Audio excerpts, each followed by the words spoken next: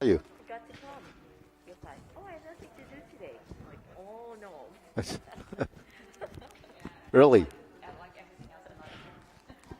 Probably in the fall. No, next quarter we're gonna move it to 9:30. Oh, back to 9:30. Yeah, through the summer.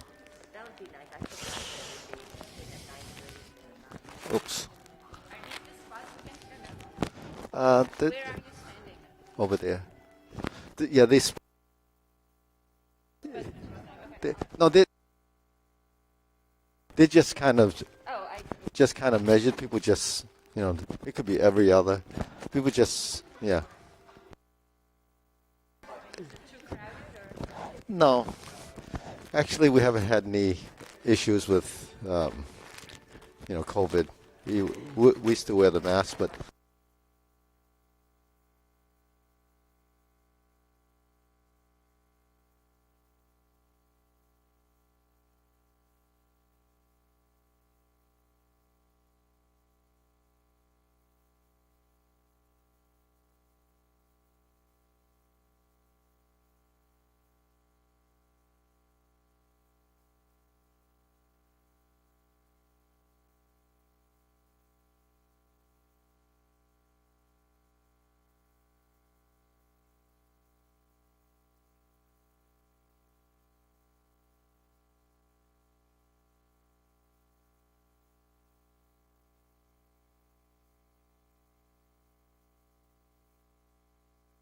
okay.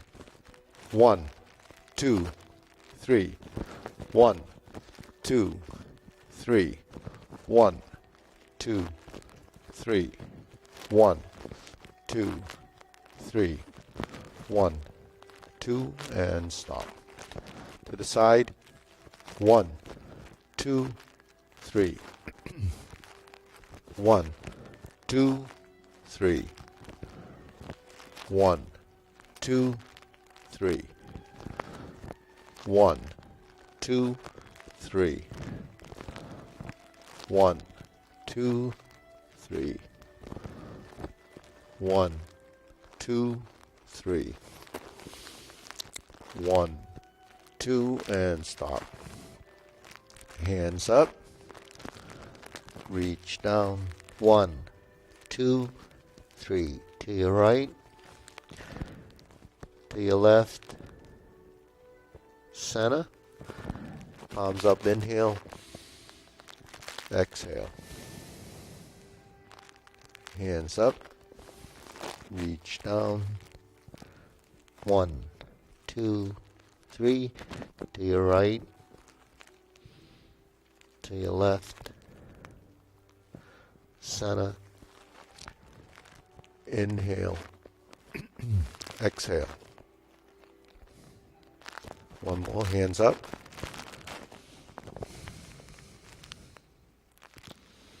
To your right. To your left. Center. Inhale.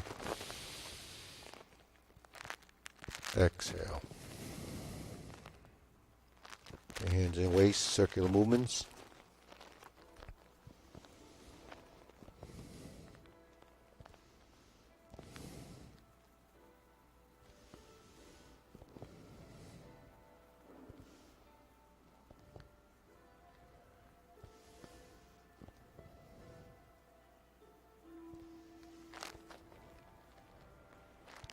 And reverse.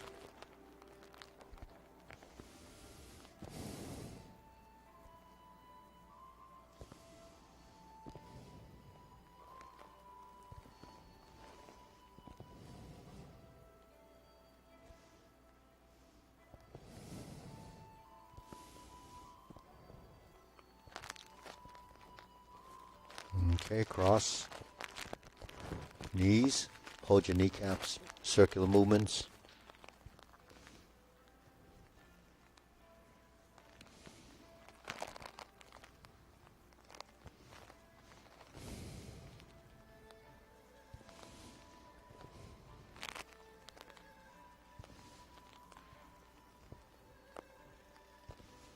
Reverse. Switch hands.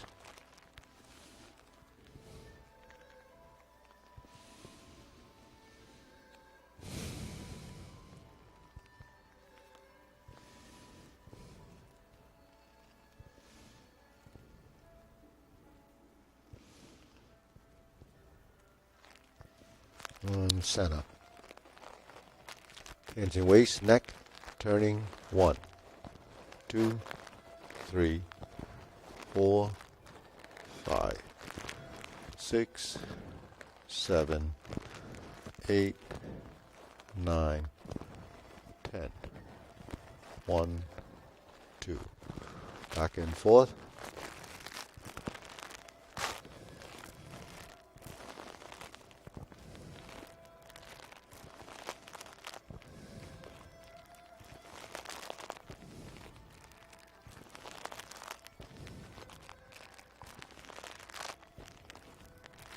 And center. Tilt to the side.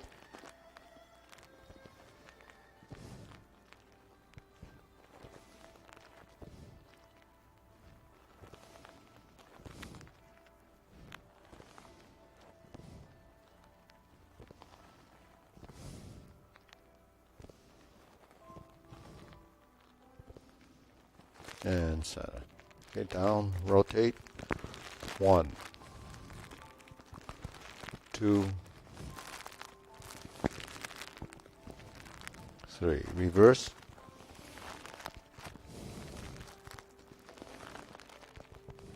2,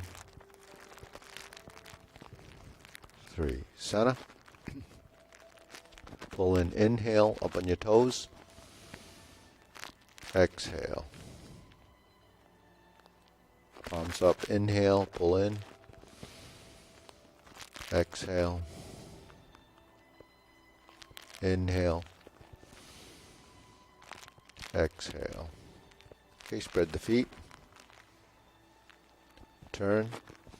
1, 2, 3, 4, 5, 6, 7, 8, 9, 10. 1, 2, 3, 4, 5, 6, 7, 8, 9, 10. 1, 2, 3, and stop. Okay, turn, stretch it out. So let's just do the best you can with these.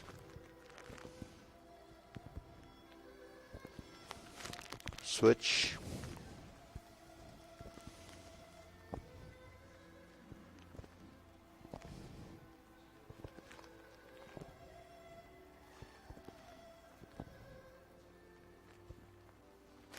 Switch.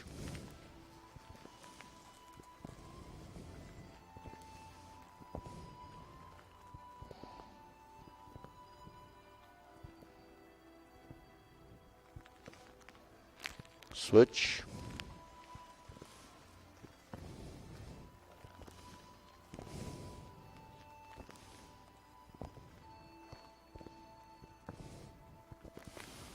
Switch, straighten the front knee.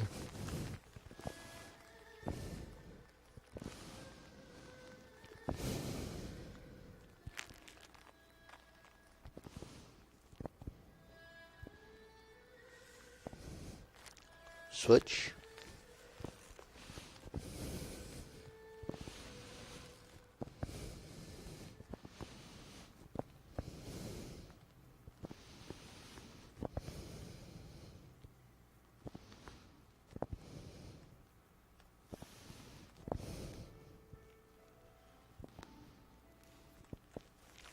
Switch.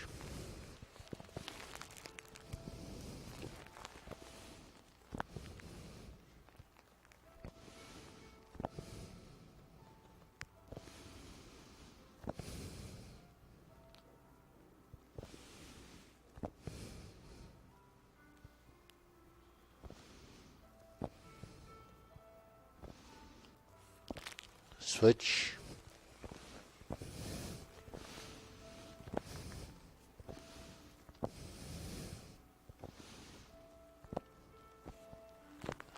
Okay, center.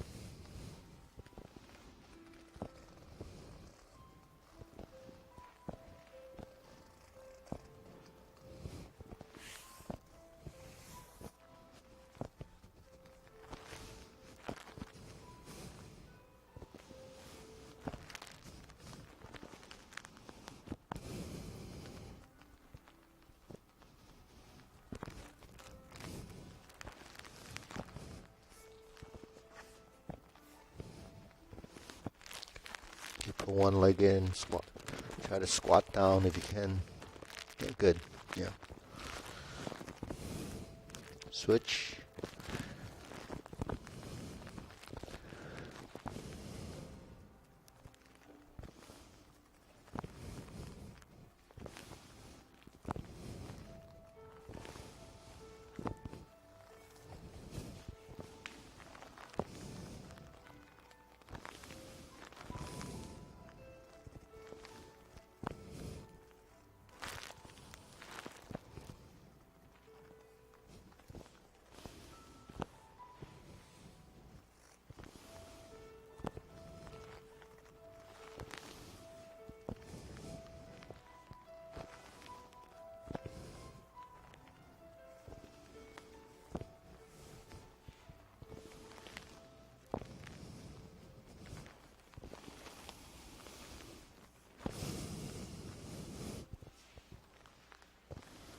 Okay, we shake it out. Okay, we'll stand, shake it out. Okay, deep breathing. Inhale.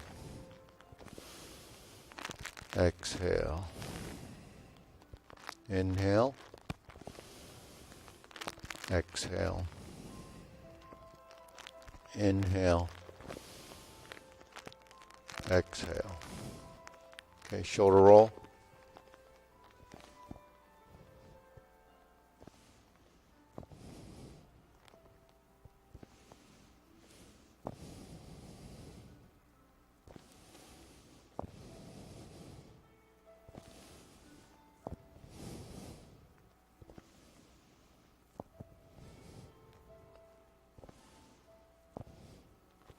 Reverse.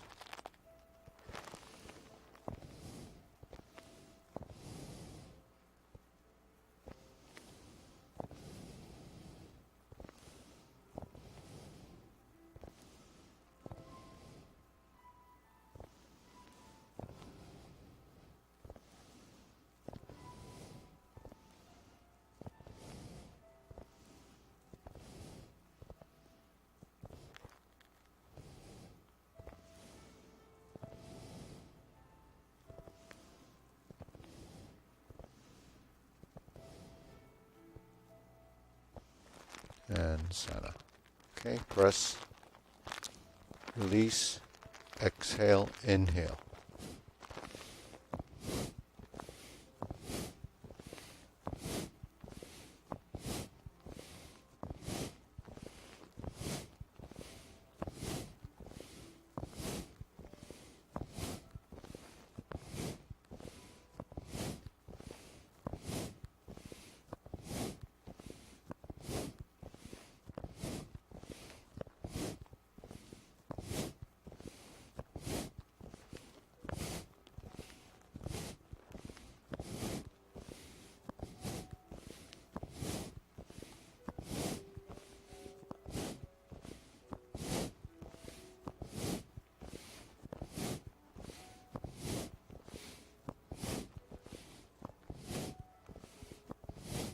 And stop.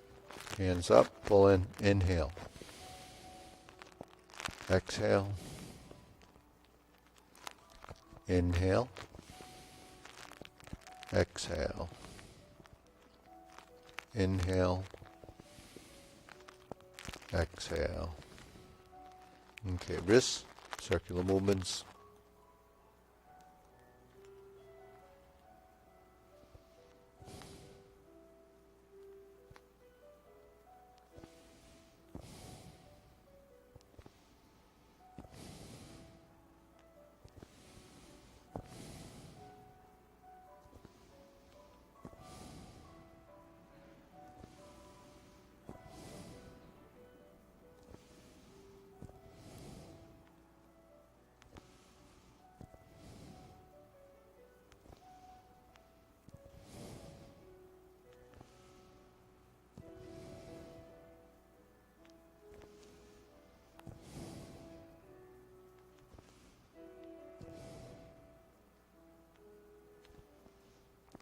Reverse.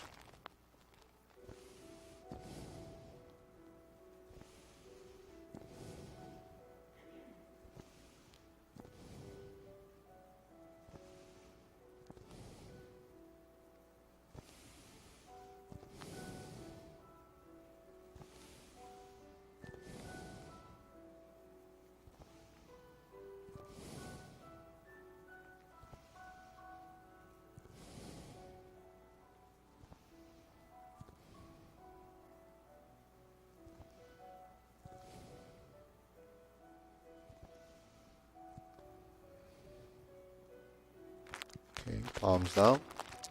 Take a circle. And on 3, straighten up. 1, 2, 3. 1, 2, 3. 1, 2, 3. 1, 2, 3. 1, 2, 3. 1, 2, 3. 1, 2, 3. 1, 2, 3. 1, 2, and stop. Okay, shake it out. Hands away, side to side.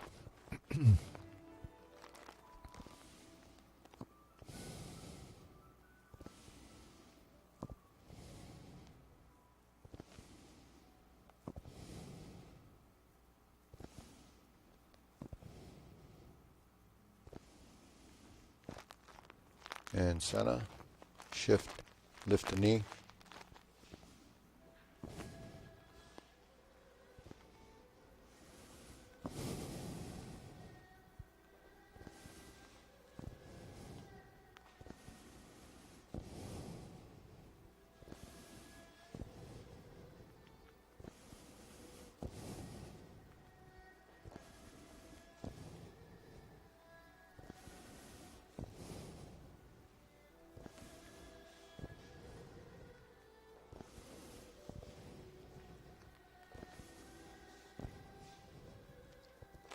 Okay, down.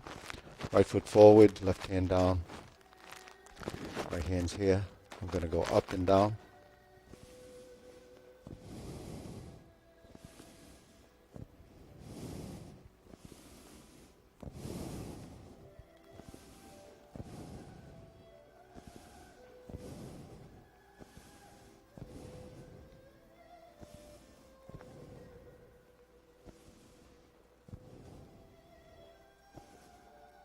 And up. Switch.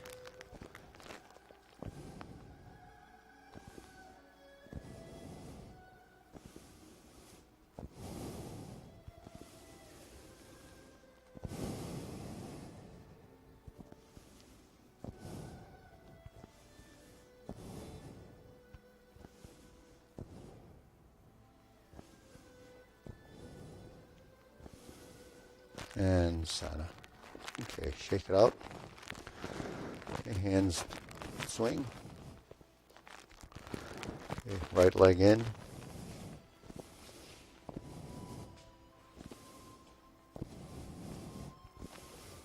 It's opposite.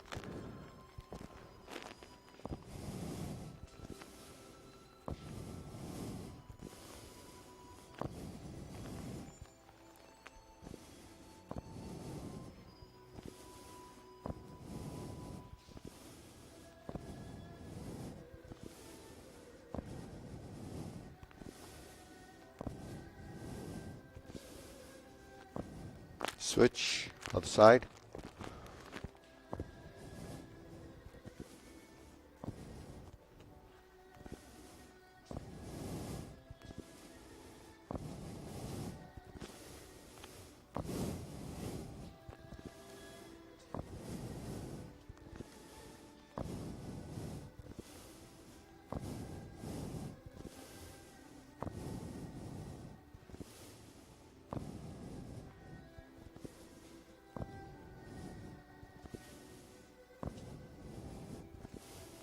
Okay, center. Side to sides.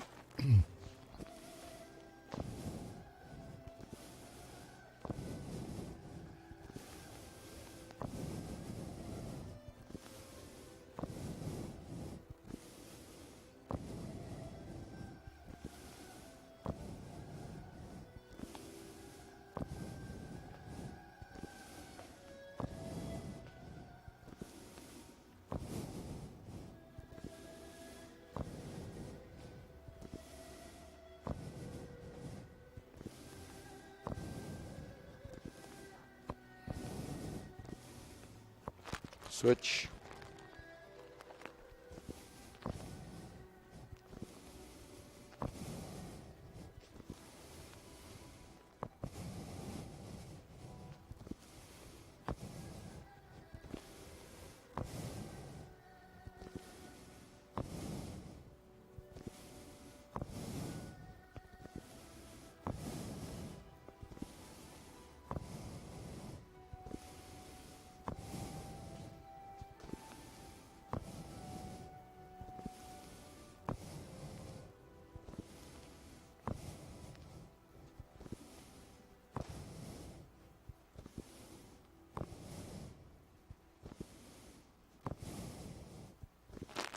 the center. Okay, shake it out. Okay, deep breathing. Inhale. Exhale.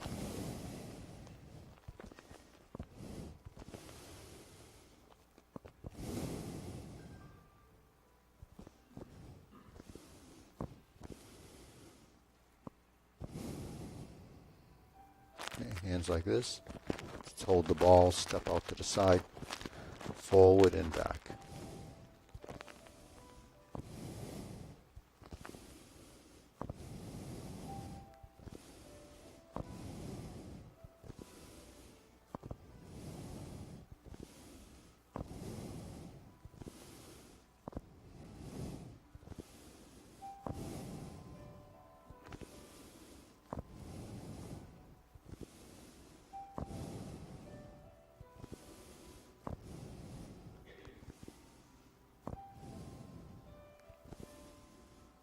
Just one big circle in the front.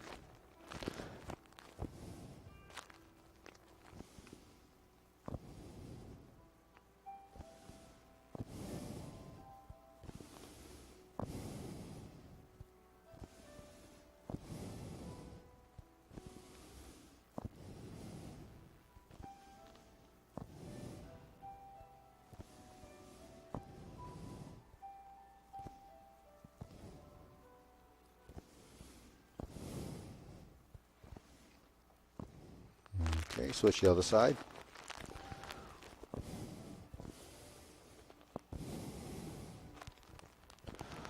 Forward and back. So just track the front hand.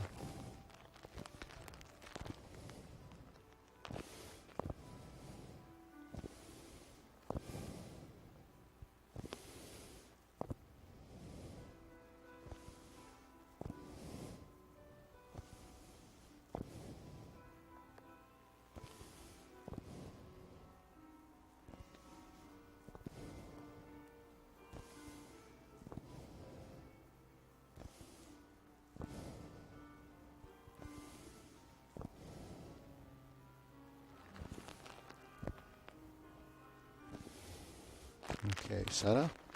Cross. Right leg forward. Weighted on the back leg. Open and close.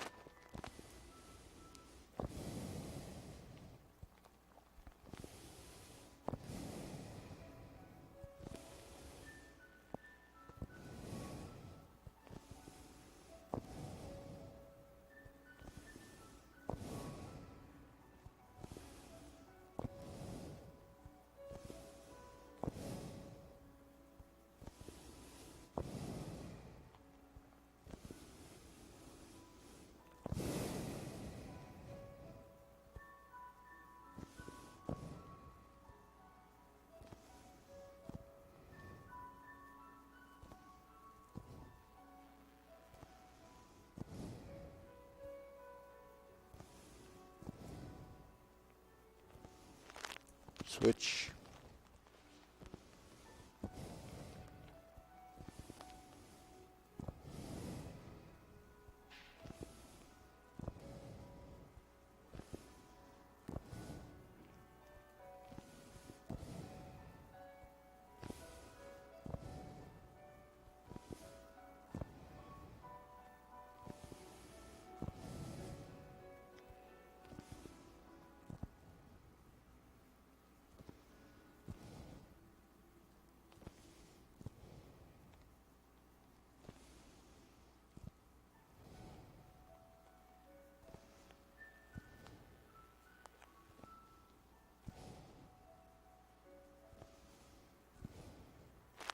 Okay, center.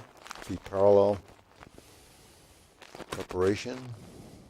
Circular movements. Hands shoulder height. Sink the elbow. Relax the shoulders.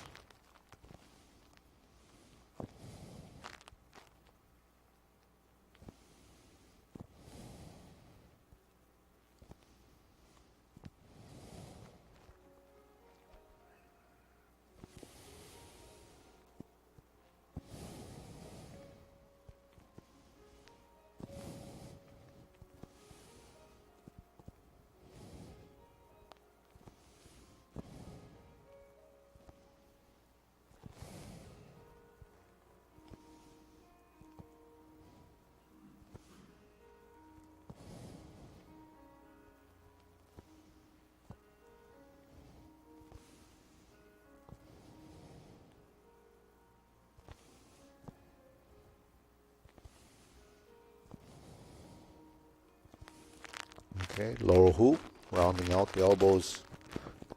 Bend the knee slightly. Elbows out. Lower hoop.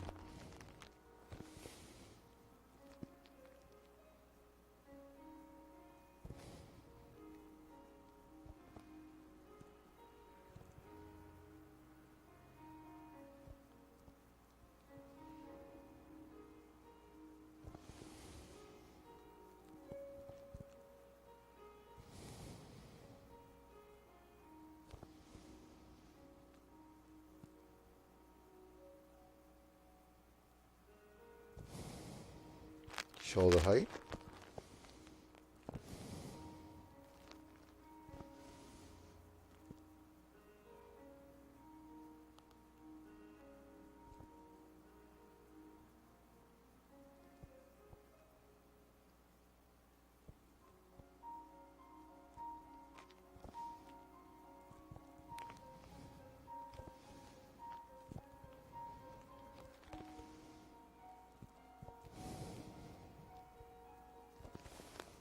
Elbows down.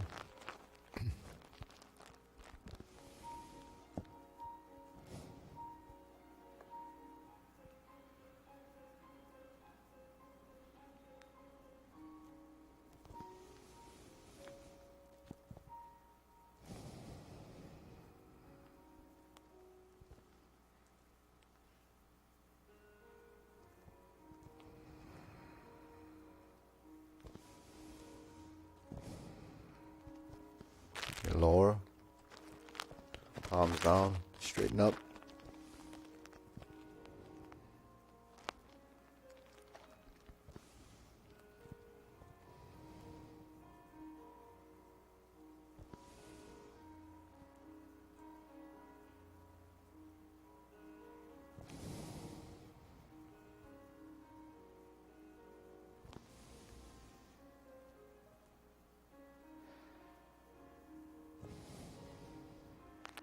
Extend.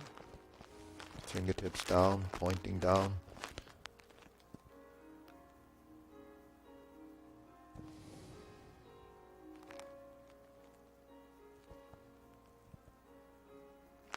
Hands up. Pull in, inhale. Exhale. Inhale. Exhale. Inhale. Exhale. Okay. Hands like this. Step out to the side. Separate the hands, diagonal flying.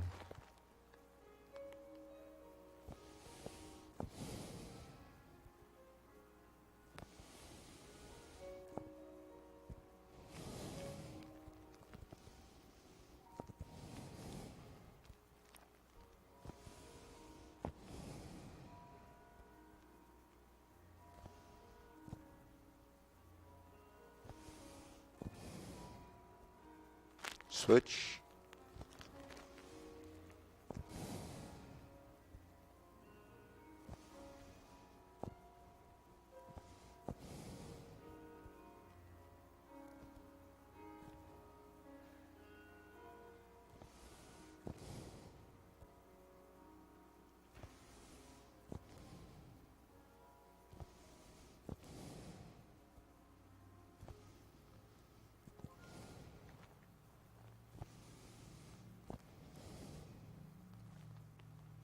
Okay, center. Feet parallel. Turning cloud hands.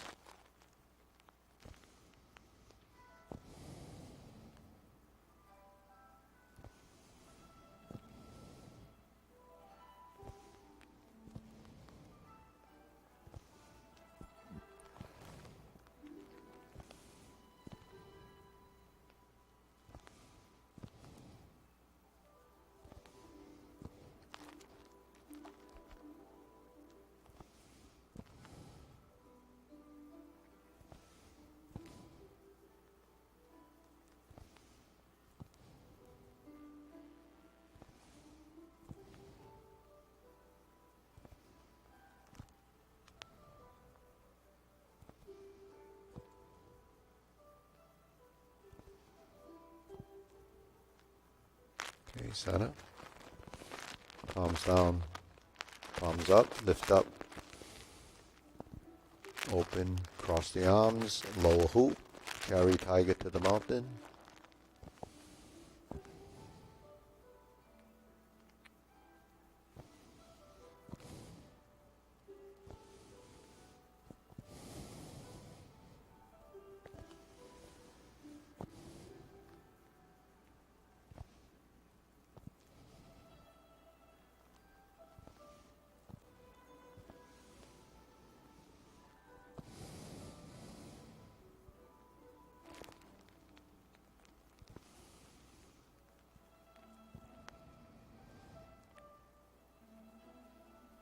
Okay, infinity sign.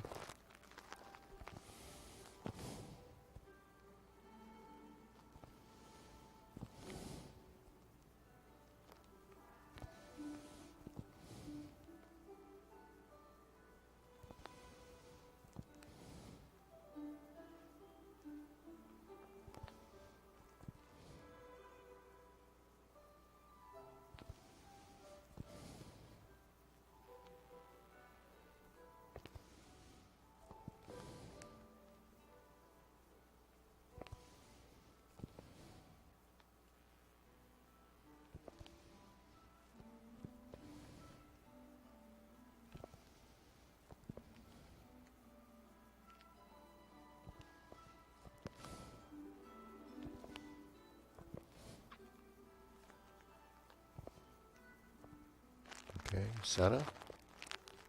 Form the fists.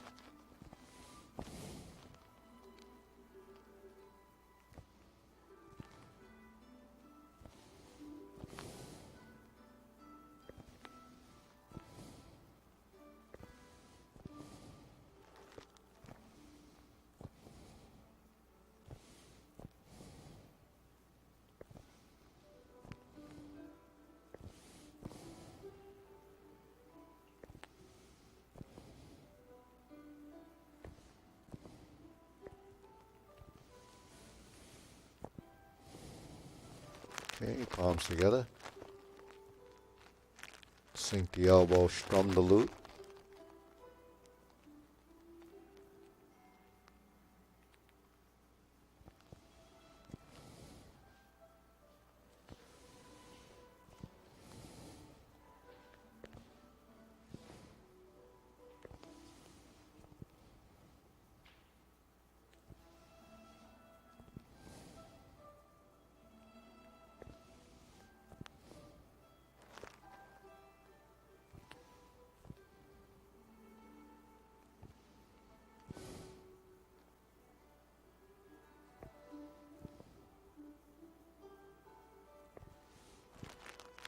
Okay, extend, turn, draw the bow.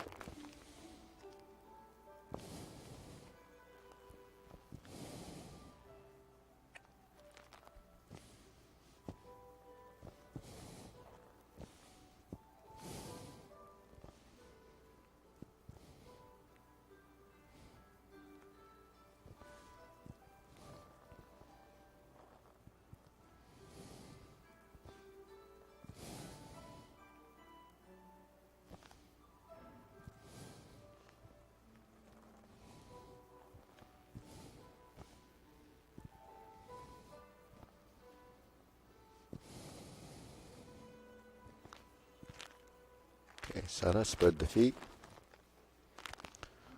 Left hand on top, turn to the left. Right hand on top, turn to the right.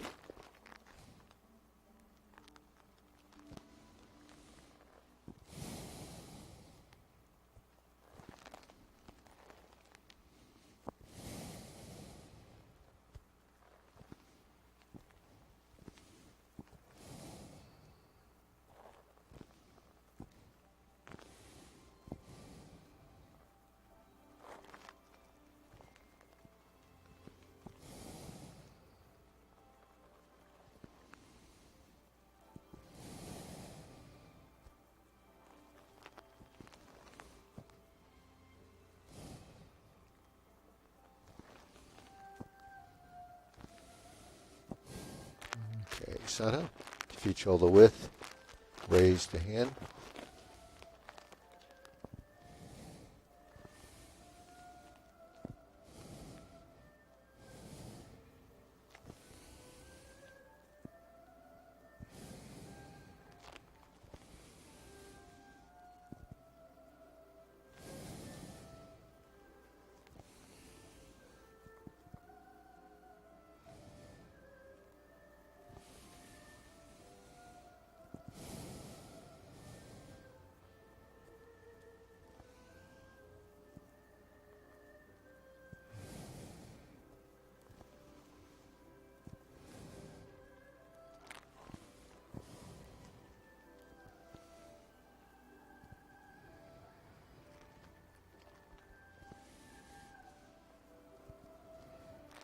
And palms down.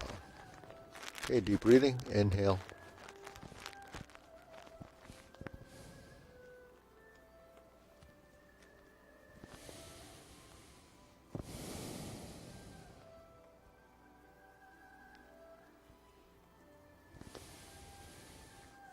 Okay, good. So that's it for the fundamentals. So Mino will work with you on the other side, maybe go through some of the details and the exercises. We'll go through the long form, and then we'll pick up from where you are now or work on the sequence. So stay in, because she's going to be at the very beginning. So we'll go through the short form, and then we'll pick up the pieces on the back side and work on that. All right, ready? So we start off feet parallel. Preparation.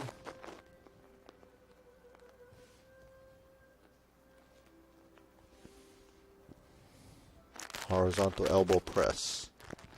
Sit back, pivot, turn the corner. Right foot forward, grasp the sparrow's tail, right side.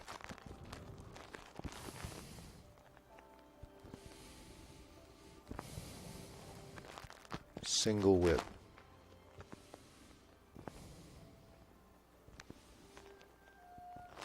Hold the ball. Shift, diagonal flying. Shift, step up. Press forward. Raise the hand. Then from the waist, stork flaps wings. Toe heel pivot. Brush knee 4 times.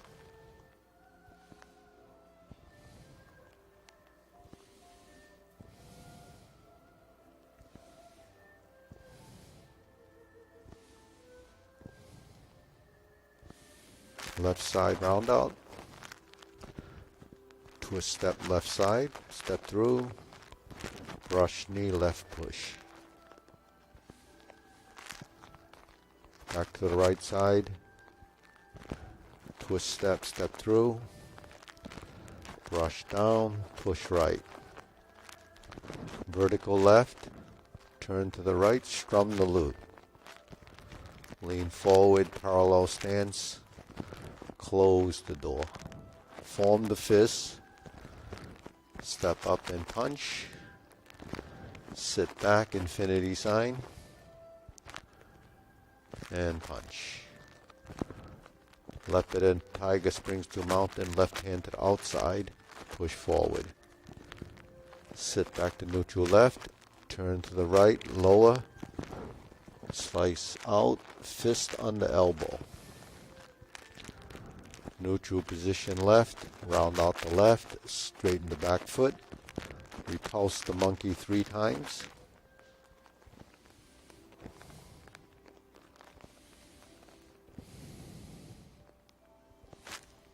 Straighten the left foot, reverse the stance, right side push.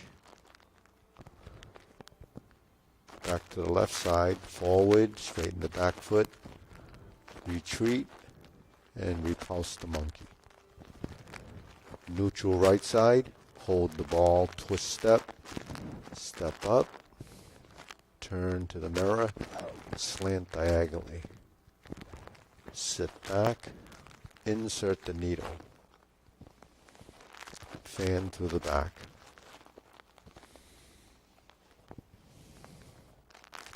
Turn, stroke down, invert the hand, parry, and punch. Form the right fist, step up, repeat what we did in the other side, divert, block, and punch. Left it in tiger springs to mountain, cross the arms. So that's a repeat. I'm going to like this now. So then we're going to go to carry tiger to the mountain. So we're pushing, bring the hands down, turn, sit back, lift up just like the exercise. Go through the same positions, cross the arms. Now raise the left hand, bend from the waist, stork flaps wings, toe heel pivot, left side grasp the sparrow's tail. Just the mirror movements to the right side. Hook your wrists, left side single whip. Okay, palm side in. Hook side across, flip the hands, reverse the ball, adjust the feet, diagonal flying. Okay, now go to neutral, stroke down, bring the back hand over, hold the ball, pot the horse's mane. We step up, find a neutral position, right side stroke down, back hand over the top, so the left hand goes over the top. Okay, we'll hold on a second, yep. So we'll review those as a drill. So once we're here, we stroke down, this hand comes over the top, we create the hold the ball position, and then we lift up. We sit back, cross over, find your vertical left, horizontal left, vertical left, turn towards your center, lift the hand, Jade Lady work shuttle. Cross over, right side stance, vertical to horizontal, back to vertical, turn, lift, push left. Drop your elbow, hook your wrist. Now we turn back to the front. Then this is single whip again.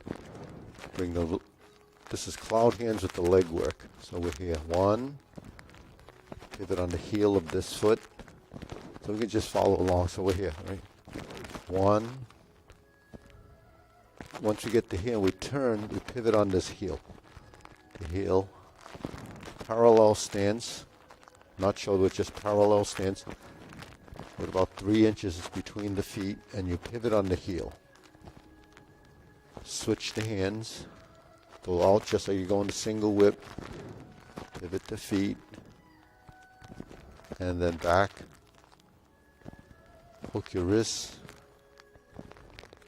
And open the hands. Palm side in. Across. Flip it over. Pivot on the ball of the foot. The heel of the foot. Diagonal flying right side. Out to the side. Shift your weight to the right. Move your left foot backwards. Sit into that leg. Find a shoulder width stance. Elbows to the side. Elbows back. Meanwhile, straightening out the left foot. Now your feet are parallel. Okay, deep breathing.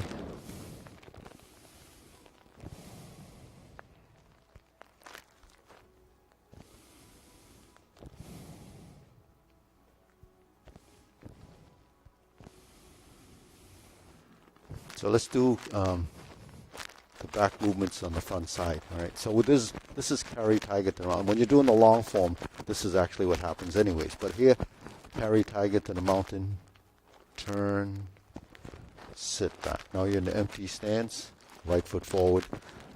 Shift your weight forward as you start to arch up. Turn the palms out when it reaches the top. Sit back. Front foot turns. Shift your weight. And then you step up. So when you're here and you sit back, that gives you the chance to pivot. Now when you start to bring your weight forward, you go to the ball of this foot and then bring it up. So it lines up with the toe. And then cross your arms. Raise the left hand and find this position. You bend down, turn, lift the lower hand up while you lift the body, the back, and your hair. And it should be about forehead level. Relax the shoulders. Okay, good. So here. We're down, we're back, we turn, we sit back, go forward, you sit back, pivot, shift, and when you shift, you're going to automatically go to this toe position.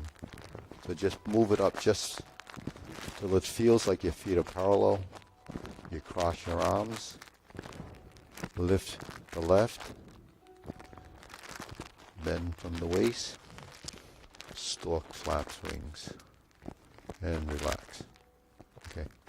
So this shoulder width stance, this becomes muscle memoried into your position because you're doing all your warm-ups in this stance. So when you go into a position like this where the feet are misaligned, you can probably detect that. So then when you shift your weight and you move up, you have to find that position based on where that hip position is from the muscle memory.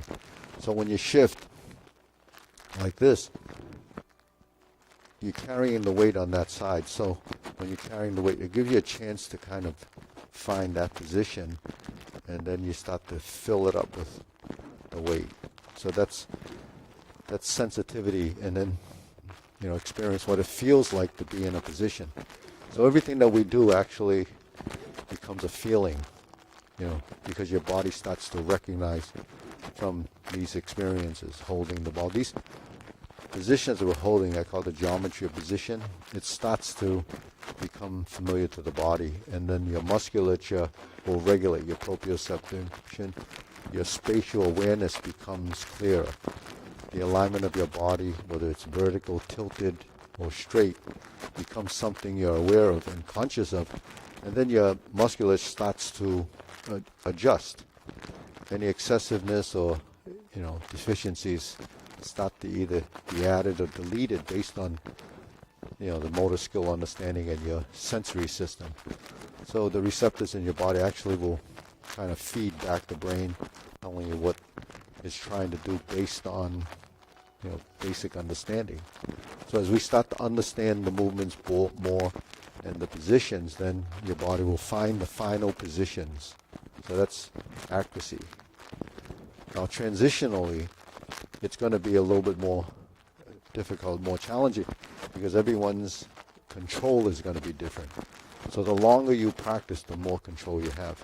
So when we steer, like in cloud hands, we have a lot of pivoting. So when we're here, we hold the ball if we're doing a long ball, or when we're doing just this move. When this hand goes down, movements are directional. So if I'm going to go down here and I want to go this way, that would be the natural direction that your body should follow. But because we know we're going to the left, when we pivot, because we shift the weight, you see how this foot pivots off the heel? Because if I go like this, then that foot's going the opposite way. So that's not as natural. In fact, your feet will spread apart. So the natural direction compatible with the motion would be like this. Now when I shift my weight, now I'm in this corner and I touch down with the toe, because it becomes a toe-heel relationship. If you don't touch with the toe and then relax the ankle, so as you settle into this position, then you end up just plopping your foot down, and now you don't have a connection to ground, and you don't build sensitivity to position and space. Right? So when I touch down, then I start to settle. Compatibility of movement is directional. Right? So if this is going down and this is going up and this is going down, the hands are going to do this because they're working as opposing forces. So there's integration. That integration becomes very subtle. Now when I go down, this hand is working with this foot. Now once I get to that corner, or once the heel touches up, that's a trigger point. It triggers the fact that I have to turn.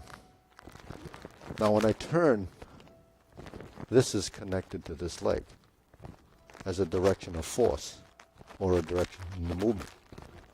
So then this hand leads, this hand follows. Now when it follows, the movement becomes part of your body. So when you turn, and then you change your hands, your feet and your legs are starting to understand that you're going to have to move in that direction. So then you have to settle in this leg to reach out to find that rear position. Then as you open the stance, taking you toward that direction, then this hand and this leg start to connect again. Then you touch down, and you turn, and as this hand goes down, so does my legs. And then it starts to open. Then you shift. And then you touch toe heel, toe heel,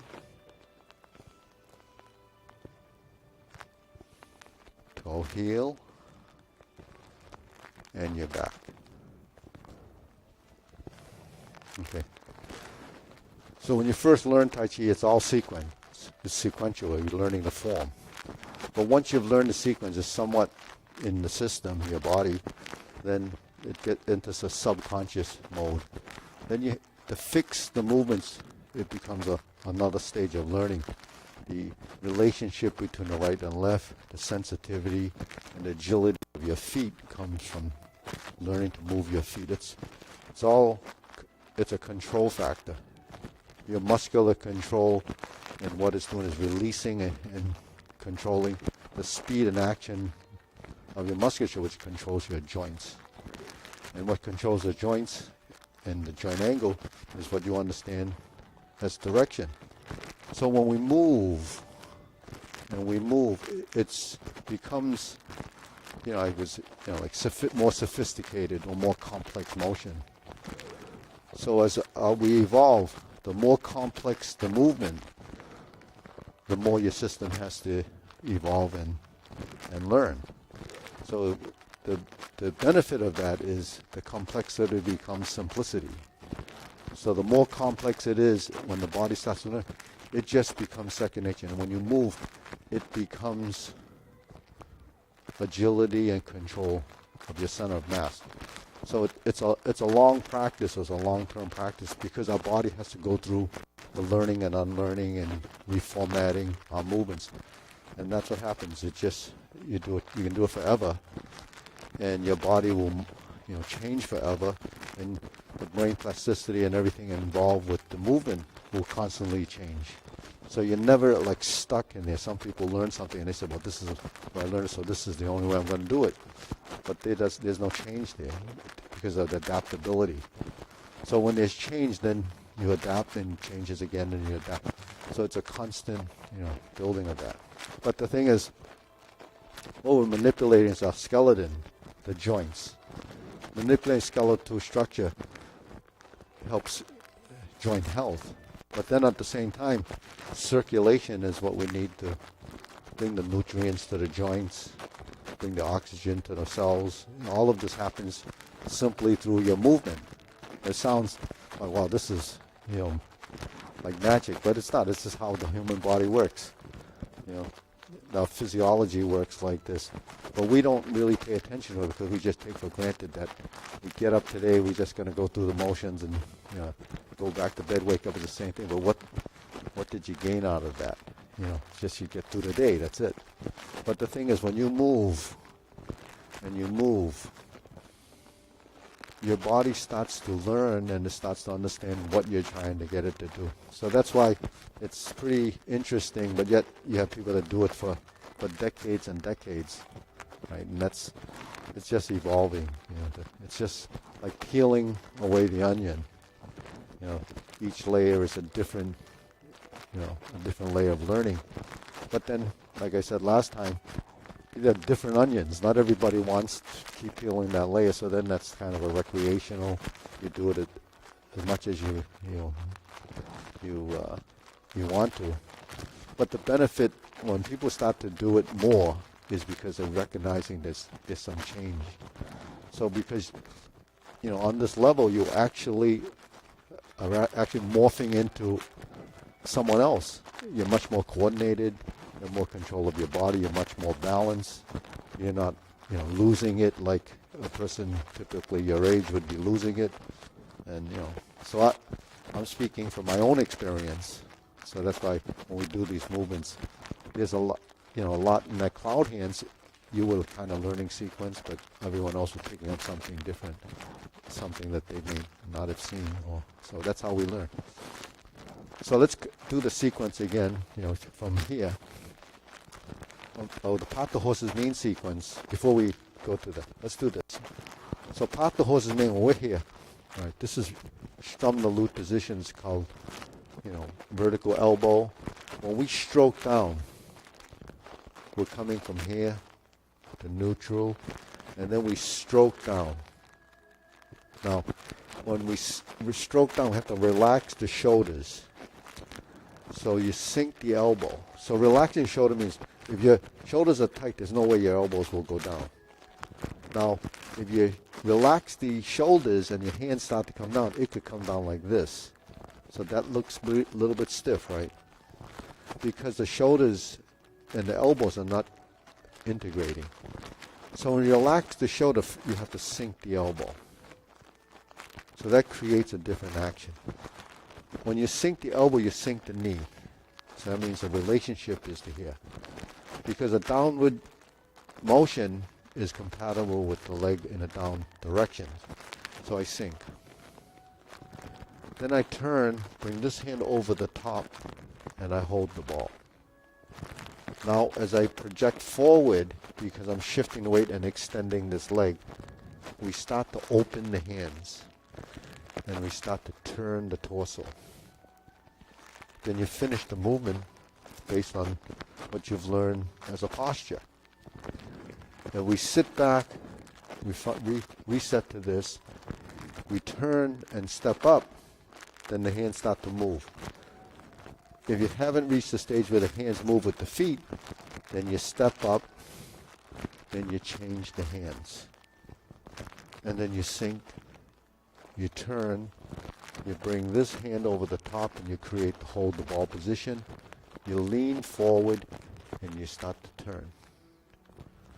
So, the different levels of execution in that single posture. Are your legs connecting with the elbows? So where do you learn elbows connecting to the knees? Here. Here. Here. So everything that we're doing actually are building blocks to how the upper body, your upper appendages, and the lower body, your legs, lower appendages, work as a relationship. You're doing it here. Right? Because the hip and the shoulder work together. Your foot, this is stabilizing, this is action, but we don't actually kick the foot. We swing the foot. And it's swinging because gravity is acting on the leg. So how do you get that leg to swing? It's because you lifted it here and you release it. You lift and you release. You lift and you release. So how much do you need to lift? Just enough to lift. That's what you have to, because anything beyond that becomes excessive. So one thing in Tai Chi is we try to avoid the excessiveness and then the deficiency of the motion. So that's control. You have to figure out what that is.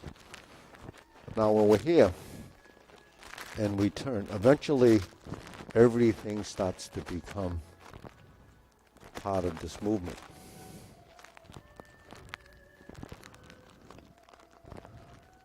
Okay? Now, if I go like this and I push like this, that's Jade Lady Work shuttle.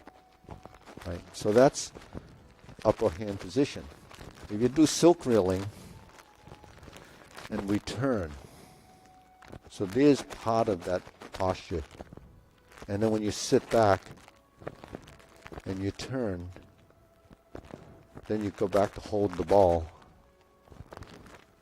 that's where you're going to build the transition for the integration of those motions. So silk reeling is an important movement because it covers a lot of, the spatial awareness part of the movement. And then the more proficient you are with the technique, then the body becomes much more aware of the timing of when I'm here, when I'm here, when I'm here, here, here, here, here. So those phases of movement become dialed into your body because every joint actually has a joint angle, and it's a rotary action. Those degrees of action start to work together. So it's like the gears, like in a watch or a gears that's mechanical. When one moves, it starts to all move. So that's what you're building in as an understanding of the body. So the complex movement becomes clockwork. So timing is the most important part of our movements. So that's on this side. Then when we step and we move to this side, and we go forward in silk reeling, you've done part the horse's mane. You have the Jade Lady Work Shuttle upper position, but if you turn to this, then you have your pump. That push is like the same push as brush knee, because it has the same projection, the motion. So in practicing just Jade Lady Work Shuttle, you go to vertical, you go to horizontal, you sit back to neutral, you turn 45 degrees and your hands find this position. So this position is going to take me here. This position is going to take me there. So the push is the same push directionally, but the action is a little bit different. See? So that's that's the difference between brush knee and Jade Lady, but you have two of the final positions. In fact, if I do this, leopard and tiger springs on a two-hand push, this is just one of them. So a two-hand push has to be in front of the shoulders. A single hand push approaches center line. So the nose, the hand, and the knee become one line. Because that line of force now becomes structural, where the force that comes into the hand now transferred down the back into the supporting back leg. So that's what gives us, strength and balance and position. So on a functional level, like you're pushing, then you have to have something behind it, which is your body. The misalignment of those positions negates the force, not because of the misalignment. So when you're here and you go forward, and then you're back, what you're tracking and why it looks like it's going to the corner, because it is based on this alignment. The hand, the nose, and the knee. If it's over here, if you were to push on anything, you're going to feel off balance. On this side, it's the same. Vertical to horizontal, vertical, turn, lift, and push. Okay. So in these transitions, you have both active and passive movements. So active is when that's like your dominant movement. Passive is when it becomes a function of something else. So if I'm in a vertical position, it becomes passive as this hand creates that shape. And this is the side that feels like it's pushing. When I sit back, I sink my elbows, that creates that. So the hands, while sinking, becomes a backward movement based on the fact that I sat back. So it's not this. That would be a physical motion. So that's how you soften the Tai Chi and you start to build passive movement with active movement.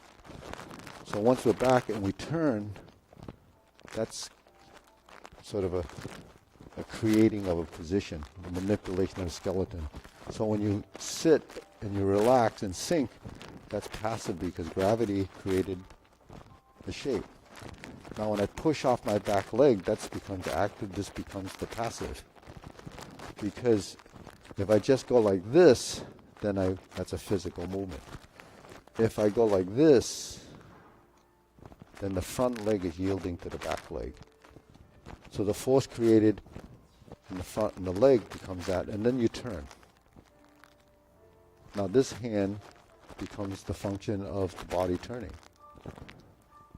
So that becomes active, passive action, but it's still a control factor. You know, how much strength do you use? How much is really engaged as the real physical action, and what it becomes passive. But both movements create circulation because there's movement. So if you're only doing active movement, then it's too physical. Like standing here, if you have equal pressure, it's called double weighted.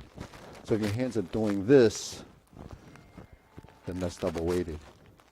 There's no real balance in motion. Okay, so let's go through from here for sequence anyways. Maybe we'll do it as if this was the backside. All right, so we're going to do part the horse's mane over there. Okay, ready? So we're going to sit back, pivot, lift up, sit back, turn, cross and step up. Raise the hand, then from the waist, stalk flaps wings. Now we're going to toe heel pivot and drop the elbows. We find the horizontal position as we move forward. We find the sinking the elbow. So this movement, that stroke down, is the same in grasp the sparrow's tail. It's the same in pop the horse's mane. Hook your wrist, sit back. Now we're going to turn to the corner. And we're here. Open the stance. Now we can see how we're going to reverse the ball. Palm in and down. Palm across and level. We shift the weight. Oh, we got to shift this way. 1, 2, 3. There's your diagonal flying. We fix this way. There's your neutral. Sink down. Turn the body as you create the circle. Diagonal flying. Or part the horse's mane. Step up.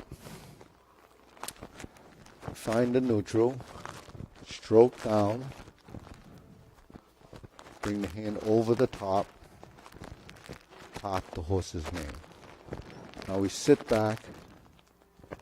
Cross over and find neutral vertical. Horizontal. Sit back. Sink. And rise. Cross over. Forward. Back. And forward. First we drop the elbow. Hook your wrist. Put the fingertip at the wrist. Typical, just like grass sparrows to a turn. Open the stance and we're in single whip. So if we had mirrors in the back, we would be doing cloud hands. So we're here.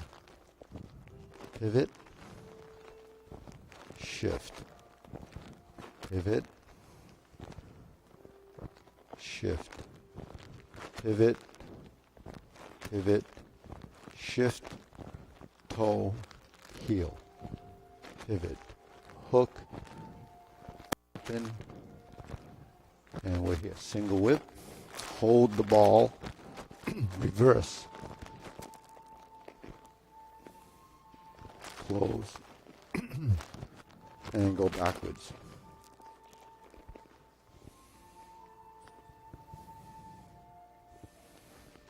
So all of those movements that we went over are the same in the long form. So in the long form, it's just refining the movements. So those are the two postures probably that you're working on now. Yeah.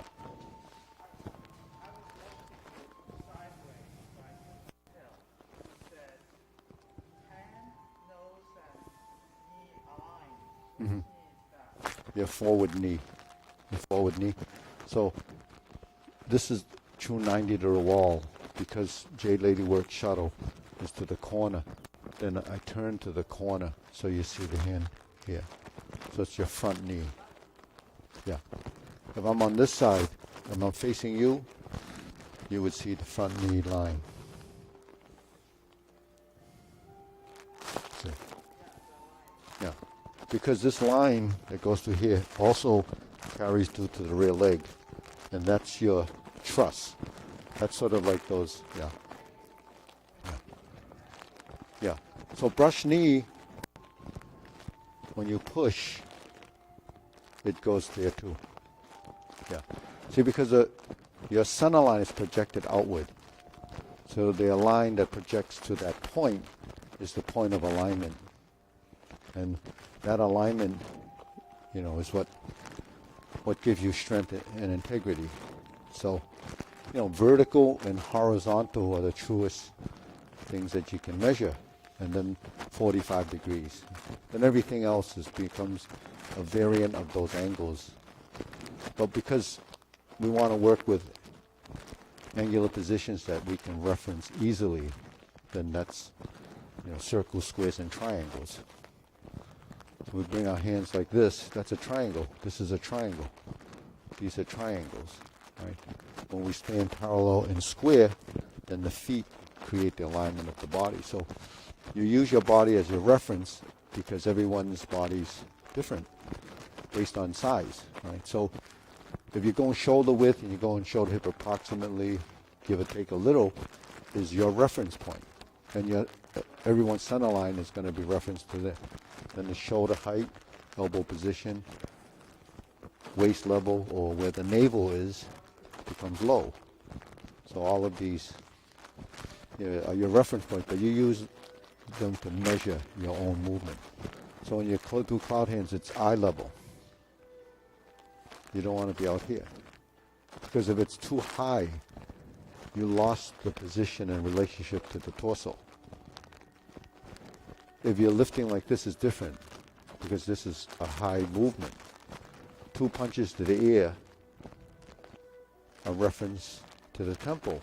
But if you open your hand, that's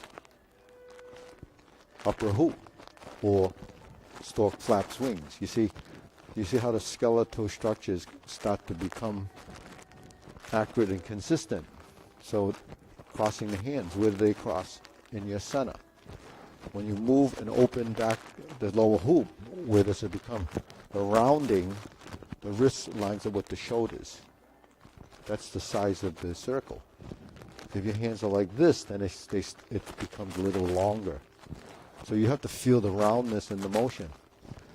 That becomes what the body is picking up from the experience. But the structure integrity and the position at some stage in your development, it's important to know is that the structure integrity in a position is the most efficient because the structure is there. So if it's correct and efficient, means you use less strength. Just you have to maintain that position. Just like this, you just maintain the position based on that relationship in the body for structure integrity. So that becomes, experience and feeling of how your body is learning that. So because we always think of strength as just a muscular strength, but there's mechanical strength, and there's other ways of using strength by combining strength, combining parts of your body. So I call it the summation of components. The more parts of your body you use, the less strength each part has to use. Because now if I tense like this, and I put my hands together, you still have an integrity of a structure, but you don't need, a lot of strength in any one position, because now I'm here. Now if I want to push, the strength comes from the legs. Right, or like this. The strength comes from the legs. So if my legs are part of that movement, the force factor going forward is generated from the ground because your foot is applying the pressure. When you push forward, there's a a force created in the forward momentum by the fact that you shifted your body and gravity acted on your weight. So you create force.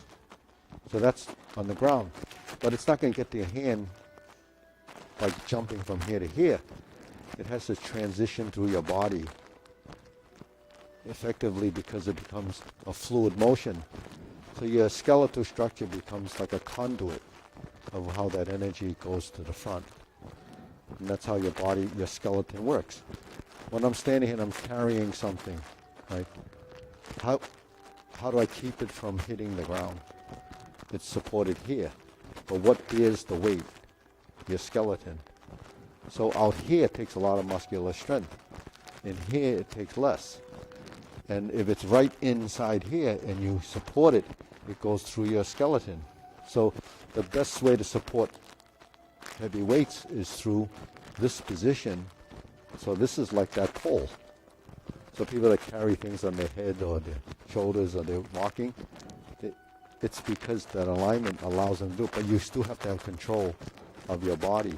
So you see the people carrying water or they're carrying, like bags and bags of things on their head or their shoulder. It's because that's not using the strength that's unnecessary. The strength is used in motion.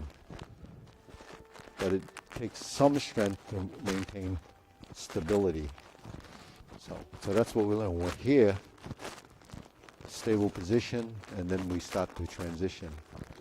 Then there's folding, unfolding. So it's interesting because we don't realize it, but our joints can connect and disconnect to the body, right? So I was telling the class yesterday that there's an app on the phone when you walk, and it counts your steps. So, I was measuring something. Yes, I was measuring how many steps I was taking. So I had it on my phone because I wear one of those. I'm walking, and then I could see the steps. And then I looked at it. I said, I did this many steps. Then I held it to see how many more I would take when I did that. And it didn't move. I said, I must have lost the connection. Then I tried it again, and it still didn't move. Then I realized that my shoulders are so relaxed that it doesn't connect to my body. So when I tense my arm and I walk, they start registering. So you can see what that app is working off of is what it recognizes as that that shift. But if it's on here, it's always going to be moving with you. Hold it in your hand, and if it's moving, that means your body's tight. It's tense. So I just kind of discovered that. But it sounds, it makes sense, right? But when you hold it, so when you're doing Tai Chi and you release the shoulder, the forces are not carried through the body, it becomes a structure, but you're not wasting any strength keeping that in this position. So if you're in this position, in the standing meditation, and you're tensing your shoulders, your arms will get tired. When you're holding it, then your skeletal structure will maintain that. But it's using less energy. It's not that it doesn't use any energy to maintain that space, that position. It's just that how much do you use? So in Tai Chi, that's what we measure. But it's measured just as experience. So holding a position teaches your body to delete excessiveness. If you don't hold it, then it will never know. The longer you hold it, the less strength it will take over time. So you can probably hold it for 15 minutes without actually fatiguing. But if you're holding it like this and you don't realize it, then it starts to get tired and then you can feel it. Same thing happens when you push hands. When you push hands, your shoulders get tired initially because you don't know how much strength you're using because you're using a little bit too much. Then eventually after doing it a while, you get rid of it. And then the same with the stances. When you first get into a stance and stand here, you feel like you get tired. Why? Because the muscle is working, but it's overworking. It doesn't know exactly how much or what you should be using as strength until it deletes the excess, and then you can sustain the position without actually getting tired. So that's what it's called using your will and not strength, or your mind intent without strength. But it's not really no strength, it's really the correct amount of strength. So this is all theoretical, but you need the theoretical understanding to know when you practice or go to class, what you're working toward. Because you just come and you go through a sequence and leave, like some people just like to go to a gym, they get their workout, they sweat, they leave. You don't have to think about it again. But with this, there is always a mindfulness that stays with you. And anything you learn, and it's always in there. And that's how, when you're doing it, you get these aha moments when you're doing form. So, oh, that's what that is. That's what that is. So that's kind of the learning curve, learning process, and it happens at any stage, at any age. So we didn't get to do much of the long form, but so let's practice cloud hands again, because this cloud hands is pretty. Let's do it, the one with the hold the ball. Okay, so this is in the long form. We shift. Now here, let's look at this. 1, 2, 3. Just hold the ball. That's the other one. Now hold the ball. If we want to slant diagonally, we turn our hands like this and then put our hands like this. You see how I just changed my joint angle position? It becomes easier to do this, right? The reason why it's a little difficult to go from here to here to here to here, because there's a dimensional change. The dimensional change. This is in this plane, this is in this plane, this is in this plane. So the changes is what the body can't adapt to easily, because there's conflict in motion. So if I'm here and this happens, I'm turning my body, I'm relaxing my shoulder, and I'm sinking into the stance. Then when I separate the hands, this foot pivots. That creates the structure. You see how this foot pivoted?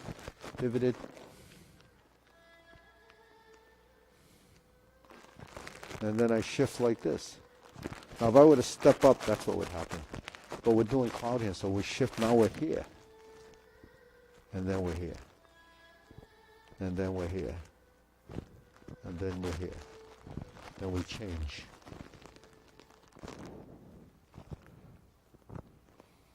And that's the same till we get to here, and we shift, and we turn, and we turn. So you say, why do that? Because the form is a training, right? When you're in this position,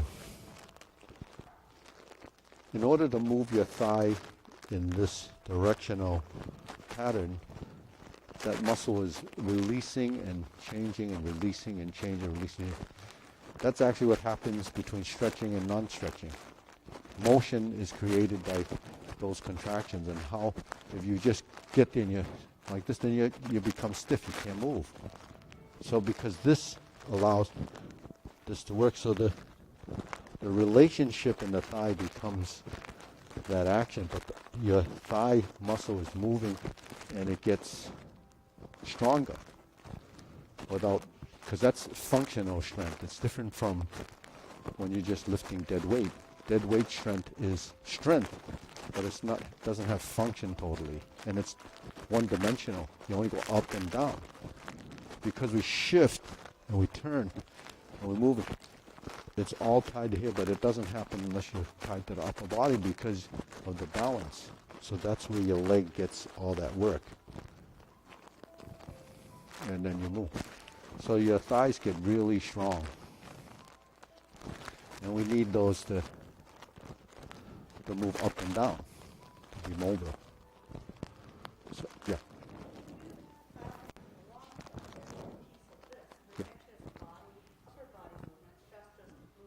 No, yeah, it's upper body too. Yeah, then nothing. Nothing moves by itself. Something has to happen. Yeah, if something moves in the bottom, something has to happen above. Something happens above you, something has to move in the bottom. But if you're stiff, that movement isn't detected because it doesn't allow it to happen. Just like that walking, what do you call it, There's a name for it. Pedograph or something. Well, anyways, so when you're here, and I shift, and I shift, and I shift, there is a shift in the torso. And then we shift here.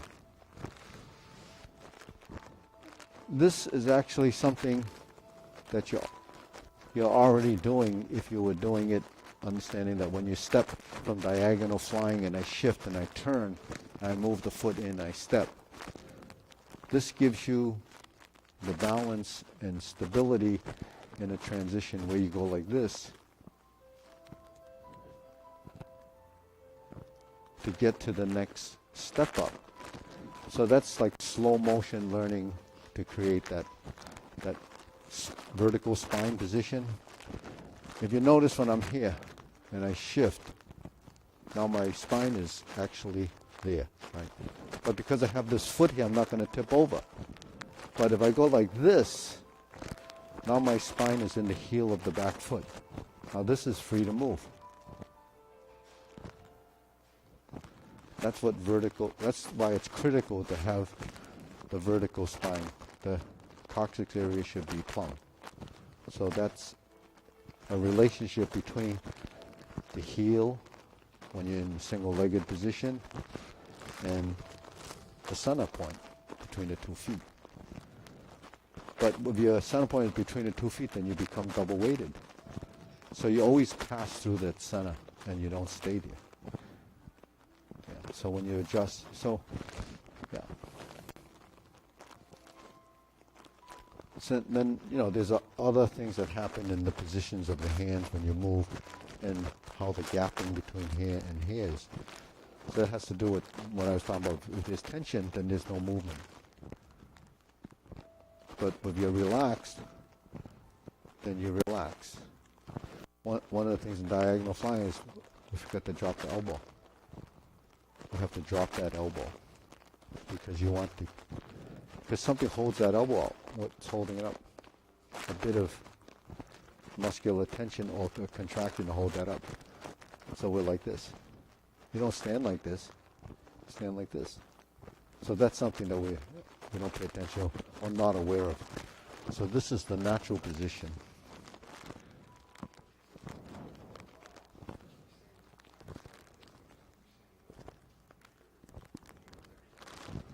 Yeah, if your hands, shoulder and hip, I used to teach so diagonal, you just go like this. This is the starting position, you lean, and that's like that. So that's diagonal flying, shoulder and hip. But when you're in a hold the ball position, it could go like that, or you make a transition where your hands adjust, because your palms are up, your palms are down, your palms are side to side. So that your palms take on different angular positions. And we don't pay attention to a lot of that, mainly because we don't control our forearm enough. All that we know is it turns up and down. But, how fast and how slow, it's actually making a rotation.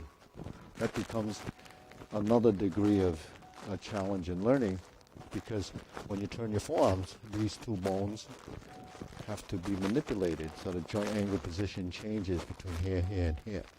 And that's controlled by the muscular connections allowing to twist. Okay, ready? Okay, bow.